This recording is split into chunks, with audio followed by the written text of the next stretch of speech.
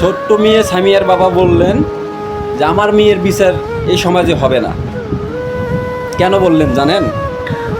কারণ আপনাদের আইনের প্রতি কোনো সময় আস্থা তার নেই। আপনারা যে আইন চালু করেছেন সে আইনের প্রতি আস্থা কারো নেই। সে অপরাধী নিজেই স্বীকার করেছেন যে আমি ধর্ষণ করে তাকে জবাই করে হত্যা করেছি।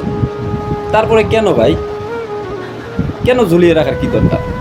ওকে নিয়ে এসে প্রকাশ্যে দিবালোকে ওর ফাঁসি মঞ্জুর করা হোক। দেশের মানুষ ঠান্ডা হবে, সরকারের প্রতি আস্থা থাকবে। আর তাছাড়া কী করলেন? তাকে ডিএনএ টেস্ট করতে হবে, আইনের আওতায় নিয়ে আসতে হবে। কেন ভাই, কী দরকার? আপনারা না পারলে সরেন, না পারলে সরেন, জনগণের হাতে ওকে উঠে দেন, জনগণের ওর শাস্তির দাবি করবে। কি ভাই, আমার কথা শুনে কি রাগ করলেন? সরকারকে আমিও চ্যালেঞ্জ দিলাম যে রামিসার বাবা যে কথাটি বলেছে যে কোনোদিন আপনারা বিচার করতে পারবেন না, স্টাম্প নিয়ে আসেন লেখা দেয়। কই সরকারের কারো কি এত ক্ষমতা নাই এই চ্যালেঞ্জটা গ্রহণ করবে? আমরা যদি আজকেও প্রতিবাদ না করি, আজকেও